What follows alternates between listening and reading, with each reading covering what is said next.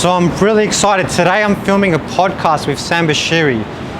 He's an entrepreneur from Melbourne, Australia, and he has a lot to share. And we're just going to be talking about real, honest business advice and life advice as well.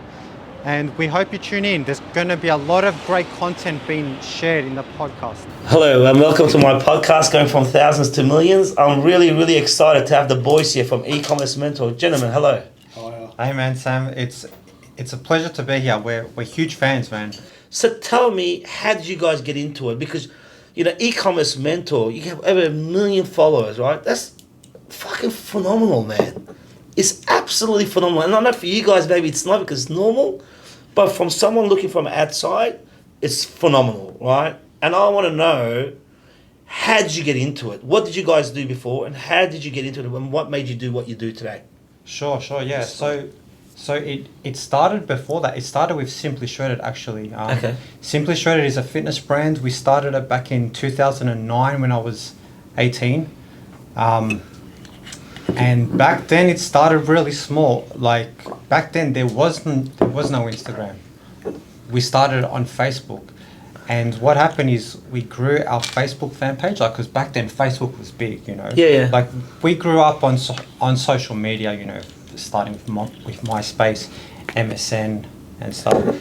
And so we started to grow the Simply Shredded page. We started at 100 followers, then it turned into 1,000, then 10,000, then we hit 100,000. This was back in 2010. And we just started trying to like explore the internet. And it started with like a couple articles. That took off, like a Ziz. Yes, featured. like, do you know who Ziz is? Have you No, ever? I don't know, man. No? Okay. Tell me, who's that? I passed away. Oh, God bless. Rest in peace. But he was a big Sydney icon, like his fitness guy. Okay. He's like a party animal. Yeah. Like a damn Brazilian. Yeah. Okay, there you go. He was So, like Dan Bilzerian. but from a nerd to Dan Bilzerian. Oh, no way. Like he old played school. games, and like he was very relatable. You know, He was like, relatable, yeah. So he was a geek that turned into like this 6 foot jacked guy that everyone in Sydney and Melbourne and Australia, they all loved him, and he used to go to raves and dance and stuff. Oh, wow. He started like a movement, like got a cult behind him. He got featured on the site. That helped the site get a bit more exposure. And just like everything snowballed, got bigger and bigger and bigger. But then, like, that's all we did. We just trained the gym, you know, because like I can relate to that. Yeah. we grew up broke, and like the gym was like Your outlet. it was like a good place to meet friends and work out, and the feeling of the pump, honestly, like, you know what I mean? Like the Arnold quote. It's true, bro. It is so true. So that's something that you loved. You knew about technology. You brought the two together. Yeah. And you did it because you were passionate. You didn't do it to make money. It's like, oh, well, let's explore this world. Yeah, let's see what's out there. This is something that we're passionate about. Let's write about it. Yeah. And then it just popped. Yeah, man, of course. Like, the first target was just to make $800 a month. Like, because that was enough to... Why 800? Oh, like, because that was enough to pay for my gym supplements. I love and that. We that was protein powder. Yeah, I love like, that. The creatine and the like, protein. that was expensive, Yeah, man. it was like $100 like a it's bag. like Yeah, it like was $100 a bag. Like, and we didn't like. I love that. You know. So it was about, okay, so I've got a hobby. I've got to pay for my hobby. Yeah. So let's do something that I'm passionate about and get some cash flow and use that to pay for my hobby. Yeah, man, of course. See, like back then, we didn't believe in ourselves. We didn't think we could turn it into a business. No. Like, we never had someone to tell us you could achieve big things if you work hard. Like as in Mental, that's the type of message we're trying to push now. Like that, you can achieve anything. Like your great example, like how you were telling us the story in the other room. Yeah. That was phenomenal, man. Thanks, like, man. But you know, I'm a true believer of that, bro. Like, I think we are so afraid of believing in ourselves. And if you don't believe in yourself, how's anyone else going to believe in you? Yeah. Right? It all starts from you, right?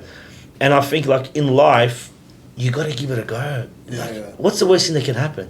Doesn't work out. Fail. Who cares? You know, you're not going to die. No one's going to shoot you for it, right? It just didn't work out. And you learn from that failure and use it to motivate you to do the next thing, right? Yeah. But, like, that's the thing that a lot of, unfortunately, I feel like maybe it's because we just have it too good here. Yeah, of course. You know, a lot of things happen from poverty. And, like, you know, I'm a big believer that, you know, things happen for a reason. And, you know, everybody, unfortunately, has their, you know, goods and bads. And sometimes life plays you a bad card and you go through a lot of things that no one should go through. But you could take that and use that as fuel to say, you know what, never again. I'm going to use this as fuel and I'm going to change my life. I'm going to change the cycle for myself and for my kids, right? And I think that's the thing that maybe we don't have enough of. But at the same time, I think the culture's changing. There's a lot of entrepreneurs that actually want to do that. Like I get, you guys will get so many messages, right? Yeah. From young kids saying, hey, I look up to you guys, what you guys have done. How can I do it? And how does that make you feel? It must feel amazing, right? Yeah. Like, because we never thought we were special enough to have an impact on people. Like, because we grew up pretty average. Like, we grew up, like, playing Counter-Strike and stuff. You know what I mean? Like, playing computer games. Like, and my dad wanted me to go to school. He never told me I could be an entrepreneur. So I believed I was just that person who could go to school and do that, But I'm really interested as well, like, to hear how you grew up in, like, you said you were in a detention center, because that would, like, teach you a lot of lessons about life and look, man, like, for us, like, we wanted to go and have a better life, have freedom, right? Because I was born in Iran, we had the war back then, so there's not a lot of freedom, right? So you could have a lot of money. Even if you had a lot of money, you couldn't do what you really wanted to do, right? So for us to come here, it was a bit of a shock to the system, but I was only 10 years old. So as a 10-year-old, I understood but didn't understand. So I kind of adapted. I think you adapt to things, your environment, right? Of course, yeah. So it doesn't matter what environment you're in, that's what you got to play with, right? So you adapt to it, right? But man, growing up, like, I had a big chip on my shoulder because, I didn't have my dad here growing up. It was just me, my mum and my sister. And I was the man of the house. So I never had a childhood. So I never had computer games. So I never had toys. I never had nothing. We didn't have no money, right? So for me, it was pretty tough. And I dealt with things with my fist. Right? That's the way that I thought you can solve problems, You grew up fast. Yeah, man. I grew up pretty fast. And, I didn't care how big the guy was or how many they were. Yeah. I just dealt with things in my fists, right? And I was a pretty angry kid, and I never got bashed, so I never learned, right? No one ever gave me a good beating to put me back in my place because I just have balls, right? They go, like, this guy's crazy, right?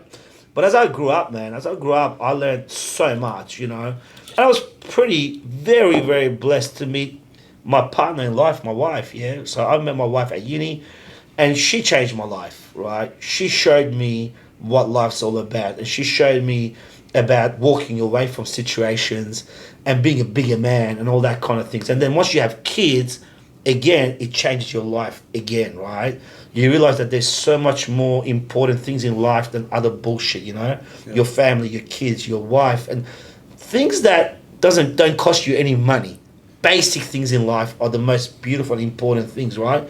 But man, we all go on our journey, and I think if I didn't go through my journey, I wouldn't be the person that I am today, right? Am I still happy with myself? Fuck no. I'm still far from perfect. I have a shitload of faults, right?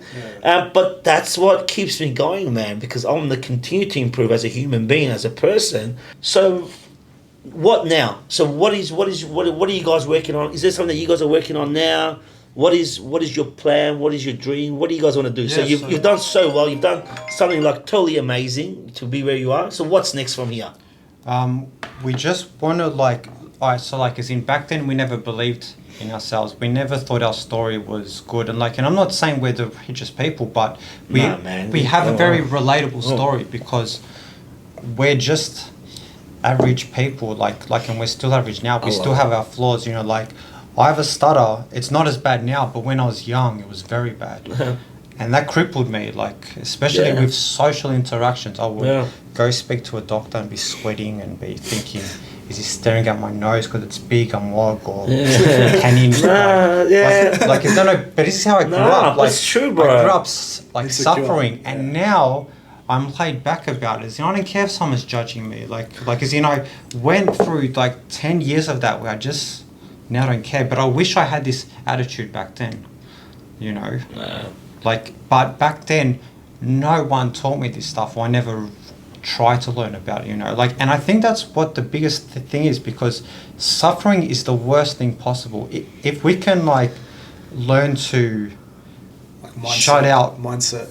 So true, man. Yeah, man. Mindset's big. Yeah. It is big, man. Because that's true pain. You know what I It mean? is true. It is true. And like, you know, like for you to share that, and like I think we all go through our own struggles, but we actually don't know how to deal with it. Like, you know, one of the things that I found personally, I never thought about it, but I sit there and think about it because, you know, I was always on the go. Boom, boom, boom, boom, boom, non-stop, right? I just wanted to do deals. Yeah. For me, it was about doing deals, making money, doing deals, closing deals, changing the cycle, boom, boom, boom, boom, non-stop, yeah? I'm like doing 5 things at once. For me, that was normal, right? But from someone looking from outside, they're like, oh man, that's not normal. Your stress levels must be high. Yeah. But I'm like, what stress levels, right? And I got to a stage in my life that I was having massive blowouts, man, right? And I think I was having those massive blowouts because I was actually depressed and stressed, but I never realized it. I never recognized it because I didn't even know what the symptoms were, right? Yeah, of course. So for me to deal with it, I had to have these massive blowouts, man, right? Yeah. Man, I used to go out and blow 20, 30K a night and just have these massive blowouts. And like the next day I think, wow, what was that about? So like, was that your escape to deal with? That was my escape. Yeah, you go to a club and therapy. Yeah, 100%. Because I wanted to shut my brain and I wanted to just escape the real world, and I didn't want to be like a million miles away. Boom, boom, boom. But what I was doing was going out partying, staying up late, not looking after my health. You know, not doing the right things, right? But that was my escape, right? And you know what we mentioned before, which is really interesting, is that we all came from nothing, right? And we get to a stage that you have certain things and nobody says no to you, right? And you don't have a father figure or a mentor that tells you, son, this is what you do, this is what you do. Yeah. So you're consumed by that. Yeah, of course. No matter what anyone says, man. Like we go, oh, why is Justin Bieber doing that? Oh, man, what would you do if you were like 22 years old and you had $100 million? How about you put yourself in his shoes before you judge him? I mean, what would you do? You ain't doing it because you can't do it, right? If you could do it and you had no real guidance, what would you do, right? So you go through this stuff, man, and you know, and thank God you have people that love you enough that pull you in and give you the guidance that you need. You know what I mean? But if you don't have that, it could really turn really, really bad. And I see a lot of young entrepreneurs these days, man, that are phenomenal guys. You know, man, like the days, like it never existed. When I grew up, you couldn't be 22 and be a multi-millionaire. Right. I'm sorry, man, it wasn't around, right? There's like specific like guidelines. It was, man, but like there was no massive tech entrepreneurs, man, back then. Like you had to go get a job, work 20 years, work your ass off, work your way up. The ranks, 100%. What 22-year-old man? At 22, I was putting $5 petrol in my Sigma station wagon. I had no money, man. I was washing dishes in a coffee shop while I was at uni, right? I didn't have that technology, Instagram, all that. I had none of those tools, right? Yeah.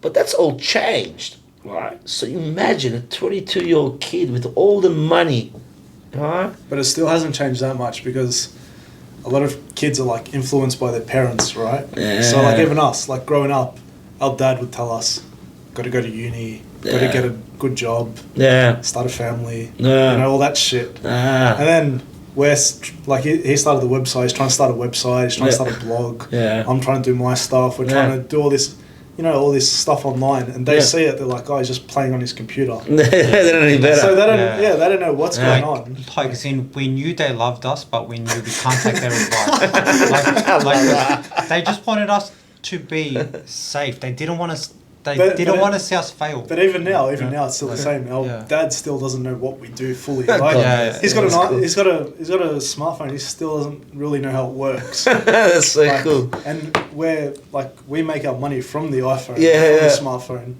So in their head, they're like, oh, what are they doing? And we don't really know. But they're still happy. Of course, Because you know, I think like, and I realized this in the last few years, right? They're so proud of you, but they don't speak about it. Why? That's... It's an old walk thing, man. I don't know what it is, man. They tell all their friends about us. Yeah, but not to you. But never to us. They'll say, oh. And that's what we want. Amazing. We want the acceptance, you know? Yeah. So for me, I used to get, when I started doing things and it was in the paper and stuff, I used to get so much people say, hey, man, you're awesome. But my mum and dad never said that to me. So I never felt good enough. Whereas my sister, because she was very well educated, she was in pharmaceuticals, she was like, I was a black sheep of the family, right? Yeah.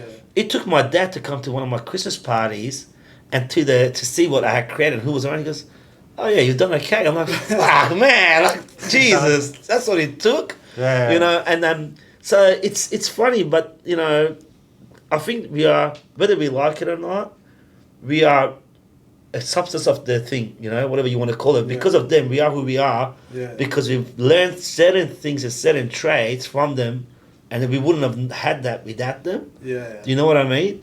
But what I love about what you guys have done is that you've gone and done what you're passionate about, and you've broken that, what do you call it, the 9 to 5 thing that people have? Yeah. Like the rat People race. like sheep, man. Yeah. We haven't worked in 10 years. But you have worked, but you haven't worked because it's what you love about. Yeah. You're doing something you're passionate It doesn't about. feel like work. Yeah. Because you love what you do. Yeah. Like we'll stay up all night till 4 or 5 a.m. working, See? sleep all day, and if our mum knows that we're doing that, she'll be like, "What's going on? What are they doing?" Like they're waking up at 2 p.m. But she doesn't know that being up all night on our laptops, on our phones, on our computers, it's just it's a different world. Yeah, different world. It's so true. It went from 9 to 5 to the 5 to 9. Yeah, it's so true. Opposite. Yeah. It's so true, but it's crazy, man. I love it because you know what? Because you do what makes you happy. Yeah, of course. Yeah. But people don't do that. Because they're scared. They're scared. They're scared to be who they are. Yeah.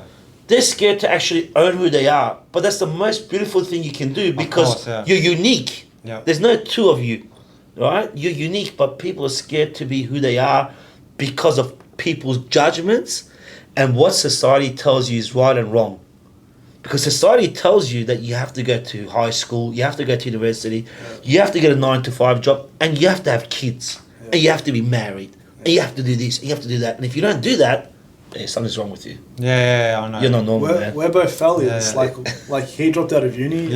So did I, man. I dropped out of high school in year 10. Well, there you go. So I was like... And there was big shame, and we felt bad for him, man. There you go. I felt sad I because didn't feel bad. all I ever wanted to do was make my parents happy because I knew what they did for me. As I grew up with hot water. I grew up with food on the table. Yeah. And now I learned to appreciate. That's why when they were sad when I dropped out of university, I'm like, but that was good because that was the driving force to make it work. Spot on, man. Because you want to show them that I'm not a failure. Yeah. Spot on, man. Yeah. It's so true. And for me too, when I got kicked out of uni and stuff, I felt like a massive failure. So that was one of the catalysts that pushed me to do well in what I was doing to prove to them that I'm not a failure. A lot of why we work so hard is because we want to enjoy life. Obviously everyone wants to enjoy, everyone wants to go out. 100%, man. And there's nothing wrong with that. We like traveling and stuff. Yeah, we want other people to travel, see the world. There's an entire world out there. That's so true. There's so many people that are stuck in one city. They don't get to see, the job's holding them back from seeing other continents, other countries. If we could help someone get financially free, travel the world, spend more time with the family, do things that they're not used to doing. It changes their world. 100%, man. It gives them the tools. You're 100%. That's so well said, man. Yeah. Because that gives them the tools to actually be able to do things that they're passionate about or get into things that they've never experienced before because they haven't had the tools. And, for me, money is just a tool. Exactly, yeah. Right? People go, money's evil, money's this. No. Money's a tool. Now it's up to you how you use that money. Yeah, you can use it for bad things. You can use it to invest in yourself and educate yourself because you're the number one person you should invest back into, right? To make yourself a better person, right? Yeah. Or you can help others. And the financial freedom that brings, you're priceless. 100%, man. 100%. What you were talking about before, I think the biggest thing that I've got out of business is having my freedom to do whatever I want to do when I want to do it. Yeah, you were telling us the story before. That was pretty funny, man. It's true.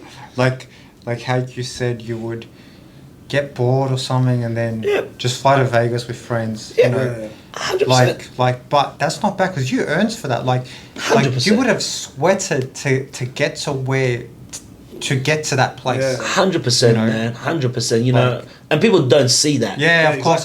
They don't see that. They don't see that, man. I used to do 20-hour days, man. I remember my daughter's first birthday. I was answering help desk calls, right? And we were so small that nobody knew how small we were, right? So sometimes I had to put my hand on my mouth and to pretend to be a different employee when I was answering the help desk call, man. Oh, okay. So I'll pass you on to this person. Yeah, man. And you know, we can laugh at that. It's pretty funny now, but it's fucking daunting. It's a good tactic. Oh, bro, I had to because there's only two of us. Yeah. All right, there was only two of us, right? But we always delivered. Oh, so you were the support team as well? We were support, we were sales, we were marketing, we were everything. There was 4 of you. Yeah, there's 4 of us, right? Two times because 2. they would have never dealt with us if they knew there was only 2 boys in the office, half of this size. Yeah, that's true. Okay, yeah. But man, we delivered. So the question I asked my business partner was, I said, mate, can we do what we're saying we're gonna do? 100%. If we can do what we promised, then who cares if there's 100 of us? Who cares how fancy is our office? Who cares what we do? It's not relevant. If you can't do it, then that's different. Then you don't do it, right? But people don't see all that hard work that you guys... That's like us. Yeah, it's like us. Like, people don't see that. It's just... You're up. We're just 2 brothers. We just work from our laptops. People think we have a huge agency, marketing department. Like, it's just us. We just build... I love it. We build networks. We have we VAs. build teams of like virtual assistants. I love it. You know, like... I love it. it's all low cost. And Yeah. It's all I love it. online. Yeah. And, I love it, yeah. man. And people think that they're talking to, like, a big No. office. No. Yeah, no, 20 of us. There's only 2 of us. But just you wouldn't be out. successful if they were, probably. Because it wouldn't be you guys. Because you're the founders, you're the passion, you're the guys that drive this tool, this machine. We're the engine. You're the engine, man. Without you two, right, it wouldn't be the same. I can guarantee you that, right? Because the message gets lost. Yeah, of course, man. No, for sure. Like, to us, we don't see a lot of the stuff we do as like that amazing because we're doing it every day. Every day. But sometimes we'll like stop and we'll be like, "Fuck, that's pretty amazing what we did." Like, we'll grow the Instagram pages like 15,000 followers in a day. That's nuts, like man. 24 hours, yeah, and like that's nuts. He doesn't really realize that. No, because we're desensitized. Yeah, we're desensitized. I get that, man. But sometimes we'll stop. Someone will tell us, "Fuck, man, how do you do this?" It's the same as like, as in like, and I'm sure you especially have experiences too. Like, you know, if we do a good day in sales, like because we've done it for so long. Snowball. But for us, what was a big, exciting feeling was speaking in front of people.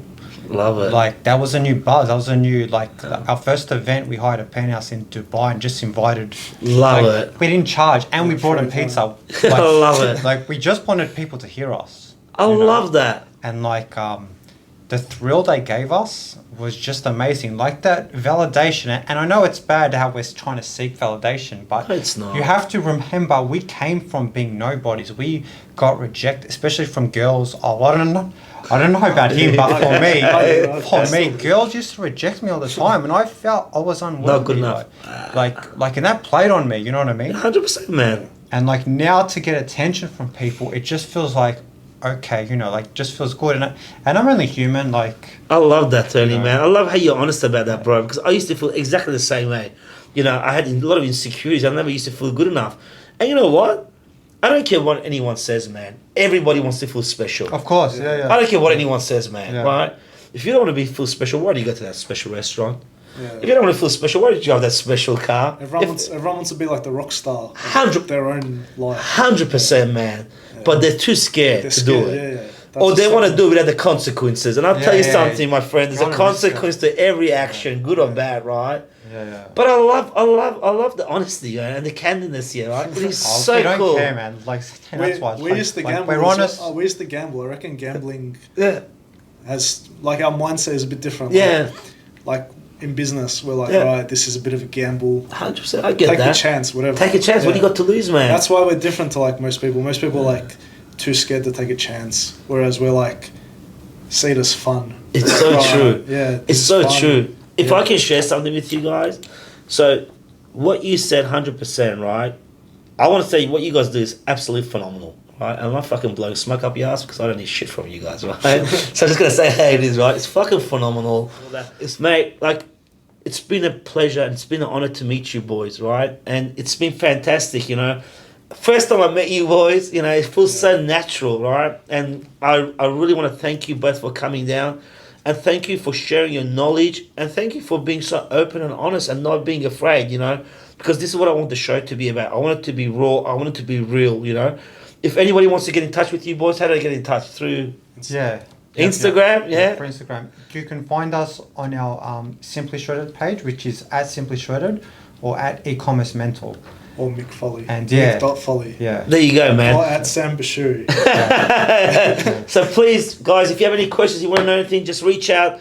You know, we're here to help, right? And that's what we want to do. God bless. And listen to the podcast on iTunes, wherever else it's at, Spotify. I keep forgetting that. Google, YouTube. And do me a favor. Whether you love it or hate it, just rate it. All right? God bless. Peace out. Done, man. Thanks, bro.